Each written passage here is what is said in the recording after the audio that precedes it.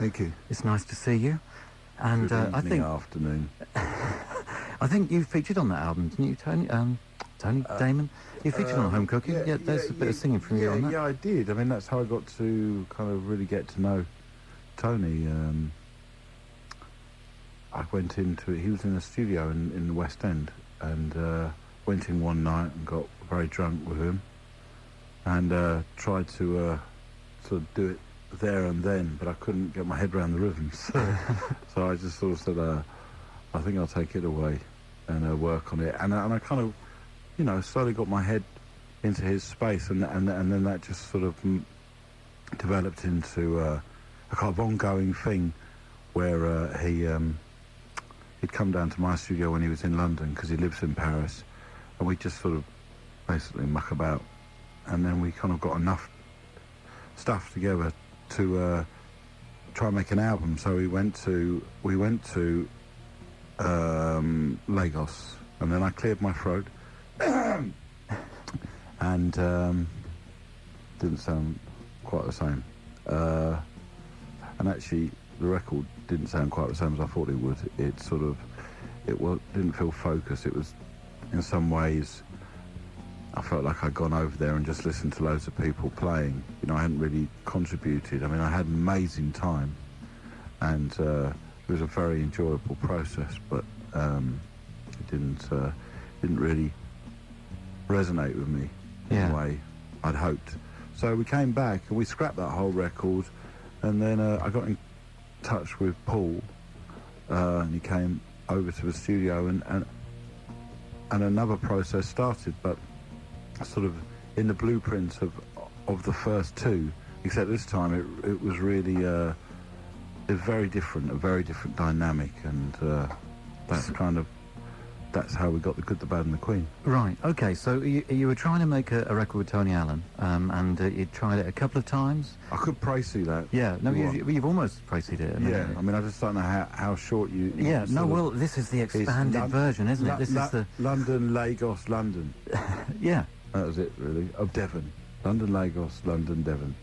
So, I mean, you were searching for this collaboration that you thought would bring together something or other. But I was definitely searching. I mean, I'm still searching. I haven't stopped my journey yet. So, I mean, I'm trying to think when Home Cooking came out. It was about 2001, 2002, something like that. So since then, you've been working every now and then with Tony. Yeah, but it's worth noting that the reason he got in contact with me in the first place was because the last sort of Blur song we did as a four-piece, Music Is My Radar, had a kind of repeated line at the end of the tune where I sang "Tony Allen Got Me Dancing." Right. And that's... So he'd heard that reference and thought, hang on a minute, somebody likes me out there. Yeah. And I should go and say hello. Well, that's quite nice. So it's like a little messages across the world in a way, via music. But that's what it really should be about, you know? That's how you learn, don't you? Yeah, exactly. That's how I learn, sitting in the studio every night, playing lots of different things and seeing how they connect together. Yeah. So you tried a couple of times, you weren't happy, but then you got Paul involved and thought this is... Well, no, I called Paul up, just to see what he felt. And that's... Yeah, Damon gets... That's when he starts. Yeah, so I just stopped making this model of the Victory. Out of Baltimore. Can you get it into a ship, though? That's the thing. No, I got a call from Damon, and he said, do you want to come down and listen to a couple of tracks? And I really admired all the stuff that Damon's done before, and also on another aspect, I knew he was my sort of person because he refused to go to number 10 Downing Street when Blair had his big party when he became Prime Minister. So on that point as well, it led me into thinking, I'll come down and listen to these tracks, and they sounded fantastic. I really, it's almost like being given a script for a play, and you go, well, there's a space here for you or not, and I could see my part within that, and we pretty much started from there and had endless conversations, which are still going on, about life, books, records, sound, anything possible, really. And we sort of found that we were only a couple of streets away, where we lived, and pretty much started from there, and then a couple of days later, Tony and Simon turned up, and we all started working together. I suppose from the blueprint of what they had all done in Nigeria, and it sort of evolved from there to the point that actually new stuff would, Damon would bring in a new idea, and suddenly new songs would come out. You know? Right. So I'm trying to get some kind of history or historical perspective on this. So when did Damon get in touch, and when did you go down and hear some tracks? So April last year. Oh no, was maybe it it was the year 2005? before that. It was the year before that. Because I noticed when you look at on the album sleeve, it says some of the sessions with some of the 16 and some other people took place in 2005. So were the tracks for this album first laid back in 2005? Well, there's only I don't know, what, 2 or maybe 3 that are from the original Nigeria. Yeah, 1 or 2, maybe only 1. Yeah, and it's an original form. yeah. And do you think any of that stuff will come back again?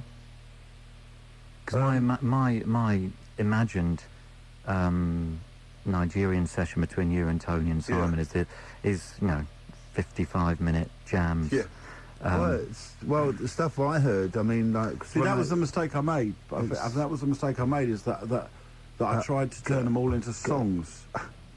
You know? Yeah, no, I know. But what I was going to say is that there was a lot of stuff that you done in Nigeria, and we put bass lines to it. Yeah, and it actually sort of went into another realm. But what I was going to say was that once it started behaving like that, again, it did have that sense of that fluid feeling, which I lost because I tried to get everyone to play really like rigid song structures, and that was a mistake. And even though this record is quite rigid, it comes from a very different approach. Whereas did you understand what I mean? And when Paul came in initially and started playing over them, it loosened up the stuff from Nigeria, and that's how I knew, and we all felt that this was something we could actually continue with. Because when you've made a whole record and had to scrap it, it's quite hard to sort of pick yourself up again and start all anew. But so in effect, I mean, you got these 4 people together and realised that there was something going on between the 4 of you, and so kind of started again. And was it almost from scratch, or did you still work with the bare bones of what you had been working on? From scratch, completely. Yeah. Right. Wow. I mean, I'm still keen to hear the elongated jam thing. I mean, maybe there'll be future collaborations between the 4 of you in that vein. But I think, interestingly, it's sort of that's the way it's gone with stuff we've done since the recordings of The Good, the Bad and the Queen. We've someone like Tony, it's very pleasurable jamming with him.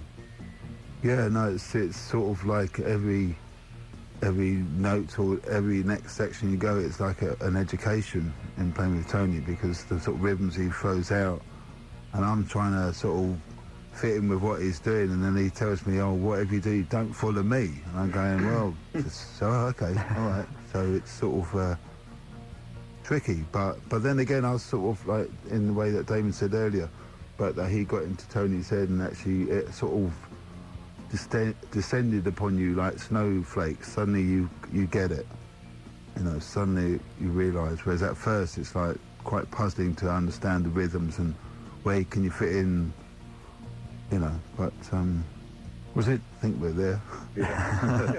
Was it tricky picking up the bass guitar again? Because, I mean, you hadn't... No, it's really easy. You just pick it up and then make sure the strap's on, and then put it on your shoulders, and there you are. But no, it was well, I've been playing a guitar a lot, really, but just as a hobby, really. So I wasn't, and the bass is easy. It's got fatter strings, and no, it is easy. It's very straightforward, and maybe there might have been a bit of nervousness on my part, especially when there's some new tune that's been played, and I'm looking at Simon thinking, well, Simon, what's the chords? And he says, I don't really know. So, it's tricky, but, I understood the nature of how everything worked after a while. Yeah. after a couple of days. And so you got all together, started playing music again, started from scratch in a way on this desire to work with Tony Allen and Simon Tong from Damon. And then at what point did you think, right, well, we're really cooking here and we've got something concrete and we can actually come out with an album? Yeah, we're leaving out Danger Mouse. Ah, Yeah, okay. that's very important. When did he come into the equation? Well, the same, Before me, before, just 2 days before me, maybe, or a week. Yeah. I don't know. So where was Danger Mouse in his working sphere? 'Cause Well, he'd had another take on it. I felt that it was too rigid, and there wasn't a focus for lyrically for me. He just said it sounded like Lion King, as in the cartoon? as in Elton John. Yeah, Actually. well, who we just heard in the lift. And I predicted then and there you'd be citing Elton as an influence. At which point, it was about a particular tune, and I understood, even though it was that's quite a bitter pill to be given. I understood what he meant by that, yeah, we really started afresh, as you can imagine, after a bombshell like that. It's like, it's like, okay.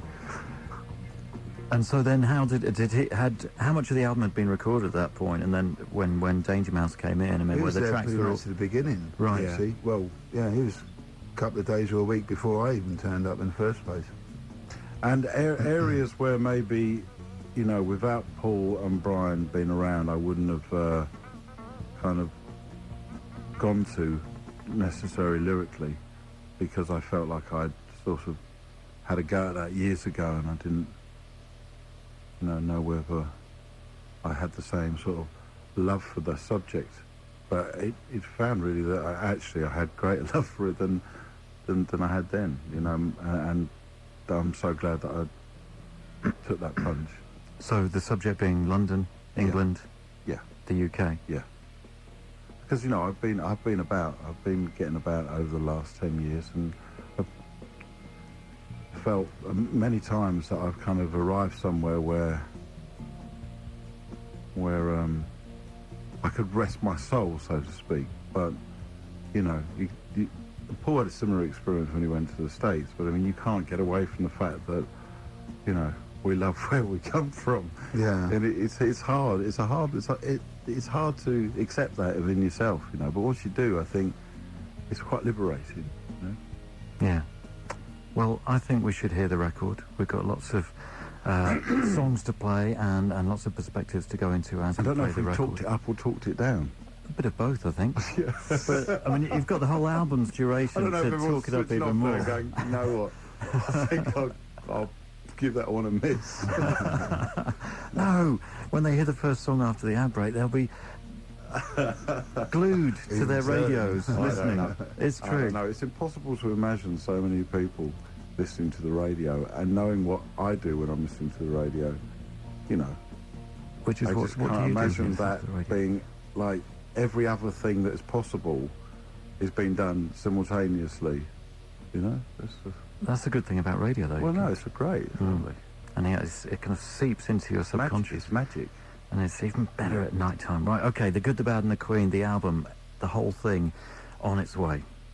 The Good, the Bad and the Queen, history song from the album of the same name. You're listening to Exposure. It is XFM. I'm John Kennedy, and tonight I have Damon Albarn and Paul Simonon here with me, and we're going to play the whole of the album. History song. No, it's not Good, the Bad and the Queen, history song from the album of the same name. It's not called history song. It's history song from the album, The Good, the Bad and the Queen. Yeah, well, that was kind of... I was trying to imply There's that. no other Good, the Bad and the Queen. It's just an album called The Good, the Bad and the Queen. Yeah. Well, I was There's no trying band to called imply The that. Bad See, I've been reading interviews with you, Damon, and listening to interviews with Damon over the last few weeks, obviously, before we were going to talk about the album tonight. And, I mean, you've been saying, right, it's not a band, it's just an album title, we're 4 different people, and so I've been trying to avoid mention of the group because it seems like you've done that conversation quite a lot. But we've been banging on about the fact that the band's not called The Good, the Bad and the Queen. But I didn't really say that the band The was Good, the called Bad and that. the Queen. I mean, who in their right mind would call a band The Good, the Bad and the Queen, for Christ's sake? It's like, I wouldn't. okay, History Song is the Yeah. first song on the album, Yeah. The Good, the Bad and the Queen. And Damon and Paul are here to talk us through it track by track. What can you tell us about History Song then? Well, that's one of the tunes that came from a kind of discussion. It's an ongoing discussion that we're going to be continuing later on this evening We with will Peter be. Ackroyd. Yeah, and But it's I just sort of chanced upon in a book about hanging in London the phrase "hangers on," and it explained where that term came from, and I thought that was a very kind of sort of commonly used term in our celebrity culture. So I was kind of immediately drawn to it as it sort of almost shone out of the page. And basically it was well you take it a bit further back than where I do. yeah, well, thing is, we, as I said, you know, when we first met, we just had these endless conversations, and we were talking about Marble Arch and Tyburn Tree, where they hung people, and talking about how people used to have to travel from Newgate all the way to through Oxford Street, and stop off at pubs on the way, and basically, I suppose, inebriate those condemned, and wheel them up to Tyburn Tree and basically hang them. And as Damon says, yeah, there's these family members that wouldn't run forward and hold to quicken the death of their loved ones, hold on to their ankles and hold on to them just to hasten the death, you know. And so they became known as hangers on. That's it, yeah. Wow, that's amazing. Interesting piece of information. I can So- see why you're interested in it. You know, so when the line goes, if you don't know it now, then you will do. It's a sort of, you know, by the time you've got into the record and just thought about it and listened to what it's about, then maybe that will become clear, and then that sort of hits you. And I think that's the point of this record, is that it doesn't hit you straight away, the emotion inside it, but it will, if you listen to it, if you give it the time, at some point it will just smack you around the face with, not in a nasty way, but you know, like just a wave of something, you know. And that's what we were trying to find, that wave of just, I don't know, revolution, whatever, just a wave of something coming out of this country that was really, you know, could change stuff. Yeah, yeah. So obviously it will unfold in the fullness of tonight's show, because Well, we're you know, going to hear the whole album. I don't really, to be honest with you, think on the very first listen this record has the effect that it does on multiple listens. I think, and I'd be totally straight up Yeah, about it. You know, I don't. Yeah, no, I It's agree. not a pop I record, agree. Yeah. unfortunately, in a way, but fortunately as well. You know. Yeah, You know, it's like reading a book in a way. It sort of does take a while to sort of take in the chapter you've just read. You know, you don't get it straight away, and then maybe on later consideration, or you reread that passage that you wasn't quite sure about, then suddenly you get it, and it helps the structure for the next Yeah. chapter and onwards, really. Exactly, it's a And then you story, can I mean. sit back and go, oh, I wish this book didn't end. Oh, I've got one page or one song to listen to, and it's about to end, and that's a shame. So I'll That's just read it again, or yeah. or whatever, you know. We'll take it on Right. holiday and read it again. Yeah, and it's probably easier to listen to a record than it is to read a book again. Yeah. You can read a book and listen to the record at the same time, possibly. Yeah, that's a very pleasurable pastime. Definitely. 80s Life is the next song, and where does this fit in the story? Well, this is the one that I kind of mentioned earlier was the tune that in its original Nigerian form sounded to Brian's ears a little like Lion King, Okay. believe it or not. And that was not in the content of the song. It was just we'd got a very kind of a laid back sort of swing to it. And it was like almost like it had a very different mood to it, and that was related to being in Lagos and the whole environment there, and it just didn't translate here, you know. So we just started again with it, and the repetitive sort of doo-wop piano figure started, and it all just sort of evolved from there really quickly. And the lyrics, I mean, were some of these lyrics written while you were creating the music, or were they written beforehand? They were written, yeah, they were written while we were doing the new version of it. It just came when I was kind of... You had sort of like a ghost of an idea. Yeah, I had something about it being an 80s life, yeah. and that about someone blowing it all away and all of that. I had that, and then I just sort of built some kind of sort of... It's quite a strange song, really. But yeah, I like it. Well, I suppose in other aspects you could say there's a lot of quite major things happened in the 80s, and so far as, Damon probably just left school and the Clash had probably just about finished, and Margaret Thatcher was there, and the specials had started up, and I don't know, all sorts of things. Sort of quite an It's a mixture of a whole lot of things. It's not something I could just not put... specific. No, It's no, sort not of, at all. but you It's can a read mood that. again. It's a into mood. anything. It is a mood, and it's a sort of feeling about the 80s and now,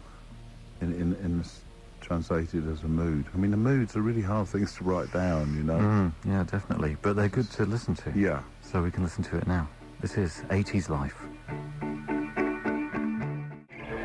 80s Life from the album The Good, the Bad and the Queen on Exposure, XFM, getting the Exposure album playback treatment tonight with Damon and Paul from the band, talking us through it track by track, although of course the band isn't called The Good, the Bad and the Queen. They're still individuals with their own names. Northern Whale is the next song, and when I saw you play at the Roundhouse, and you said something about this is a song about a whale, and I immediately thought of the whale that got stuck in the Thames. It Is that the whale? Like that. It you were didn't talking start off like that. It's the kernel of it was a love song to my partner, and still is, but it's just it's a long story. Do I tell it? Oh, we're all here. Bloody long now, isn't it? The Northern Whale was... I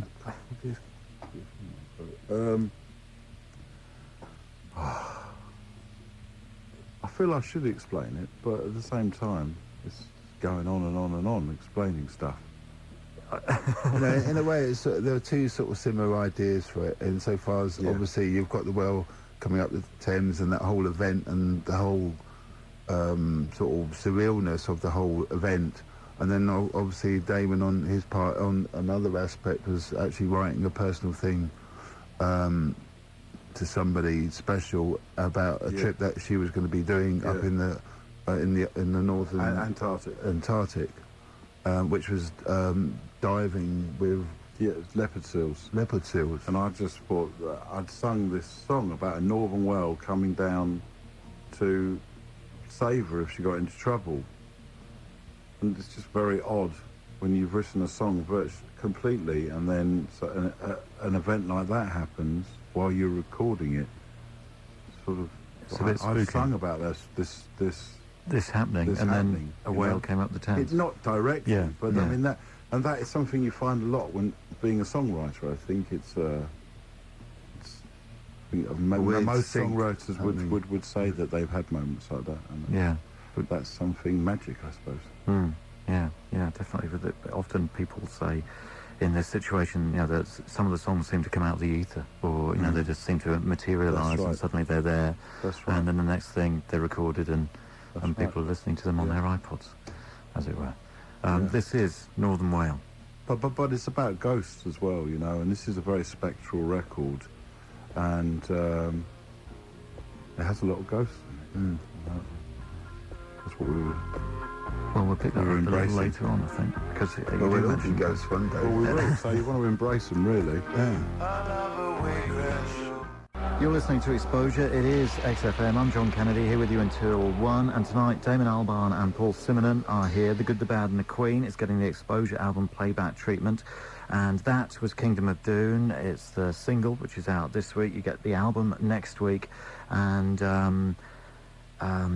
there's lots of lyrical things that I guess people are picking up on from this song with the drink all day because the country's at war, and there's, you mentioned ghosts, but there's also wars mentioned a few times. Yeah. I mean, there are lots of different themes that seem to kind of come up again in some of the songs, and in a way, I mean, if you wanted to, you could kind of stitch some of the lyrics from one song with another one and come up with they're other songs. absolutely, Yeah. absolutely. I mean, that was trying to find different ways of saying the same thing in every song, really. And are we in a Kingdom of Doom? What's Kingdom of Doom about? But Kingdom of Doom is here. Yeah, it's sort of, in a way, it's like a cheery outlook of Yeah, we're is. in the Kingdom of Doom, mate. So, you know, hooray. But it is funny. I mean, I think it makes it quite difficult for, although we've chosen it as a single, because I mean, the thing is that we thought it was a really cheerful tune, you know, and we thought, oh, that'd be great as a single because it's only 2.5 minutes long. It's got Quite up and It's up, bounces along. And I think it's kind of sort of. I think we sort of didn't think about the fact that sort of daytime DJs, you know, with their upbeat optimism about everything, would find it quite difficult to be introducing a song from a band with no name that was called the Kingdom of Doom, you know. I don't know. I think it works on the radio in the daytime or the nighttime, personally. I think it sounds good. And that's the long and the short of it. I don't think it should be a, you know, it's a I think it's nice got- all day song, but I just think it's funny. All I'm saying Yeah, is I think yeah, it's no, I funny can that, see what you're saying. you know, it's just, I think it has Okay. a really nice I've- mournful lilt, actually, which sort of quite inspiring, actually. Probably in the same way that, you know, sort of tendency in Ireland when somebody dies, that everybody actually celebrates the event and with good cheer, you know, rather than everybody just falling into depression. You know, it's like trying to celebrate the person's life. exactly. or, It's you know. melancholy as opposed to just depression. No, and I think Yeah. that's, in a way, that's what this country sort of is always perpetually in the balance of, whether it's a depressed society or a melancholic society. I don't think it can ever really become a euphoric society. I just think that's just not in our nature on this. It just... I think the just nature of the weather plays a big part. I mean, really, that in our might change. outlook, We might you know. we might actually become more optimistic, ironically, because of global warming. Well, they said by the year 2100, we're going to be, it's going to be very tropical here. Yeah, and maybe, you know, it will have changed our disposition, you know, and we will in the future be unrecognisable from the ghosts that still sort of walk around in their trench coats round London when everybody else is in Bermuda shorts, you know.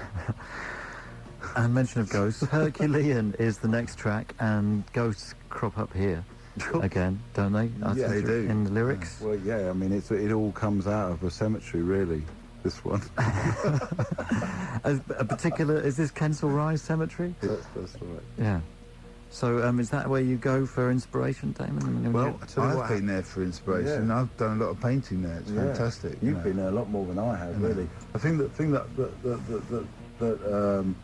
kind of launched this song for me lyrically was walking down by the canal and then just hearing this clapping. It was just sounded like 30, 40 people just clapping, and I couldn't hear any melody or anything. So as I got closer, I couldn't work out where it was coming from, but it was coming from through the hedges and the trees on the other side of the canal. And there was, it was probably a Caribbean family. It may have been a sort of West African Christian family unit who were singing this lovely spiritual music and clapping. And there was a lot of colour. There were flags, and everyone was dressed up beautiful colour in pinks and yellows and oranges. And it was it was a grey day, but there was this sort of, you know, there was this journey being enacted. This sort of from here to the afterlife or whatever, and it was really, Celebration. it was a celebration of that journey, you know, and it was really very beautiful. And so, and that was in Kensal Rise. That you, Huh? Yeah. that was in the cemetery. That That was you in- saw, yeah, I've that heard it cemetery. myself too, Yeah. and I've been working there. Yeah. Wow. See, this is, Painting, this is how not this digging. record. This Yeah, is this yeah. is how this record kind of came together. Because what I'd say something like that reminds me of the feeling of the song room. It reminds me of that, and you go, oh yeah, I remember. You know what I mean? So you can only really do this if everybody's kind of on the same wavelength. Yeah, yeah, yeah. And it's great the way it's working like that for you all. And with that picture in mind, I'm going to play the song. This is Herculean. You're listening to Exposure. It's XFM. I'm John Kennedy, and that is the Bunting Song. It's getting the Exposure album playback treatment tonight as part of The Good, the Bad and the Queen. And I've got Damon and Paul here with me tonight, talking us through it track by track. And what can you tell us about the Bunting Song? Bunting seems a peculiarly English word to me. Yeah. Pull out the bunting. Yeah. I can't envisage Americans using bunting, even though they do, but I'm sure they've got another word for it. Yeah, they have. No, Well, I suppose the only other reference is that baby, bye-bye baby bunting. You know, there's Your daddy's gone a-hunting, isn't Yeah. it? Yeah. It's the word. there's another line where, away in the hills where the wild things they roam. It's just about. It's got a lot of, you know, slightly spectral voices saying stuff in your head, or you're walking by a wood and you can hear these strange voices coming out of a wood. yeah. Or you can almost hear it in another way of, like, you know that song, Tie a Yellow Ribbon Round the Old Oak Tree? It's sort of like a mystical version of... Absolutely. That is what the Bunting Song is. But the No, point is that we have these references, and we just sort of, we don't really, I don't think sometimes we don't sort of meditate on them, you know, and actually think, where do these things come from? And that's part of the process of getting in touch with the history of this country, and understanding that we have a very fascinating and spiritual kind of history, you know.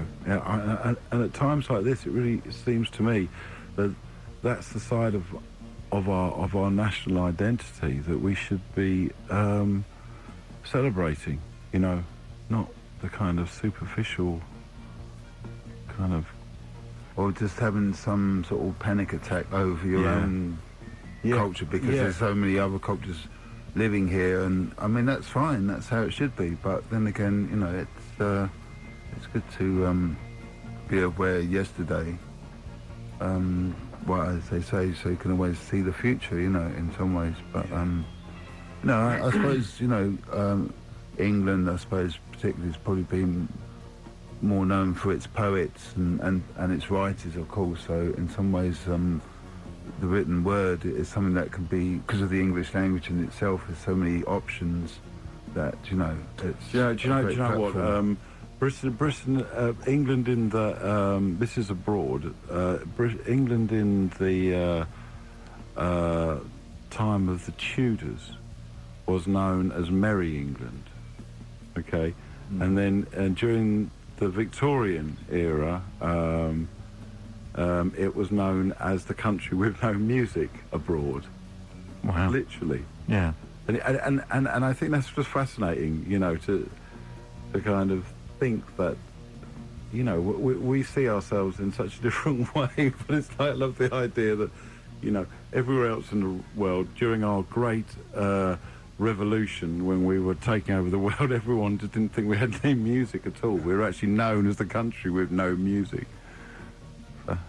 Well, we've made up for it now, haven't we? Well, yeah. We've got the music tonight. Now we're the country with too much music. Well, you know, you can't get it right all the time. We're trying. You know, I'd rather be the country with too much music, to be honest with you, than country with no music. I think it's a better place to be. Oh, definitely. Nature Springs is the next track on the album. What can you tell us about Nature Springs? Nature Springs comes off a bottle or a big plastic container of the water you get in kind of companies.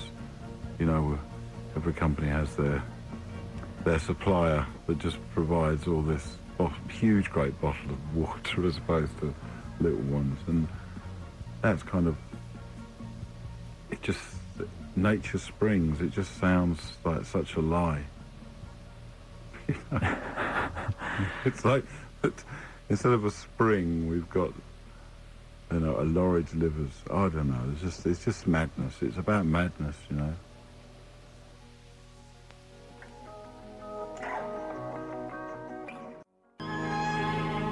That is Nature Springs from the album The Good, the Bad and the Queen. A Soldier's Tale is the next track, and we've got Damon and Paul here talking us through the album track by track. What can you tell us about Soldier's Tale? Nice bit of whistling going on. Well, it's musically to play it, it's like treading on eggs. It's very, very delicate, and one has to be not too hefty with it. And it's probably the most delicate song on the record, I feel, to myself, you know. Yeah, it is very acoustic sounding. Yeah, you can't be bombastic with it. No. It's a very gentle tune. And this is it. A Soldier's Tale from The Good, the Bad and the Queen on Exposure XFM. Listening to Exposure, it is XFM, and that is The Good, the Bad and the Queen, the album, which is out next week, getting the Exposure album playback treatment tonight with Damon and Paul from the band talking us through it track by track. But that track is called Three Changes, a kind of circusy feel, if I may say so. Or circusy, it's not really a word. That English, or English seafront. Yes, That's I like another- that. That's a better way of describing it.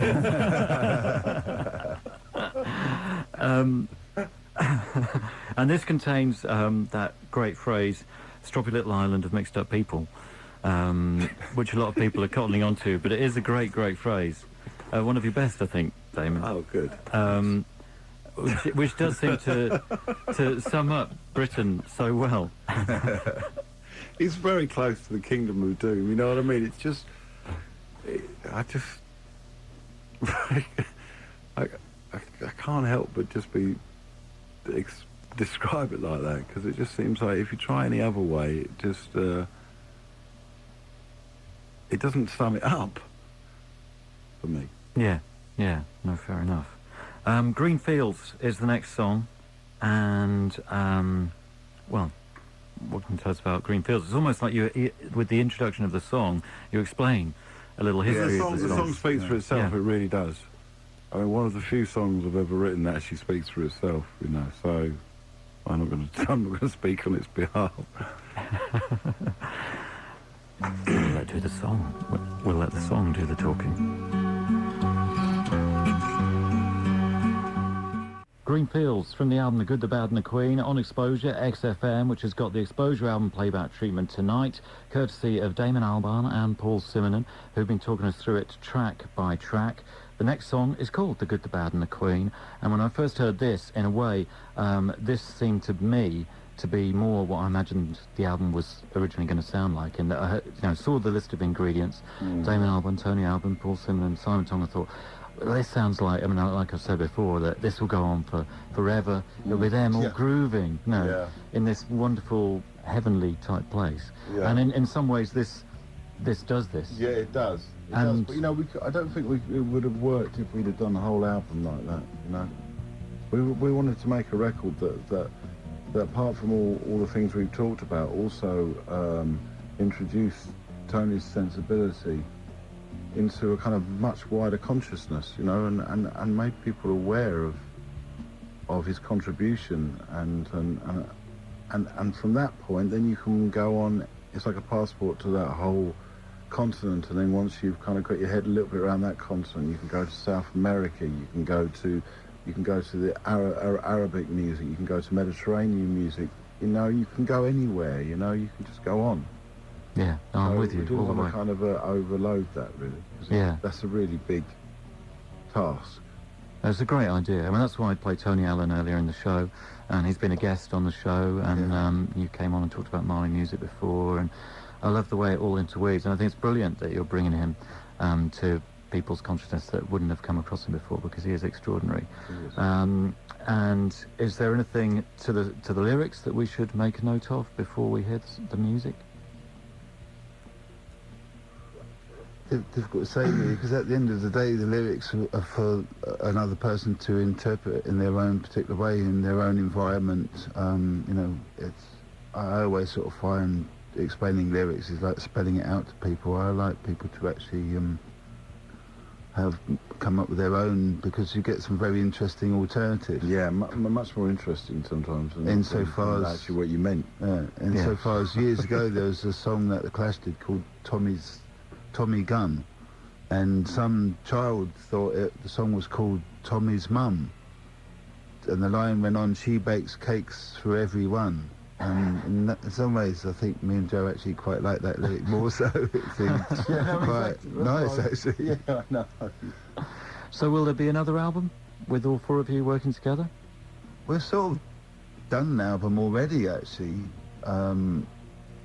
because when we was in Devon, when we was mixing the record, in between when they were setting up the next track, we would be in this in this living room with Damon's great-great-grandparents looking down from portraits, with us hammering various ideas out on pianos, guitars, bass, drums.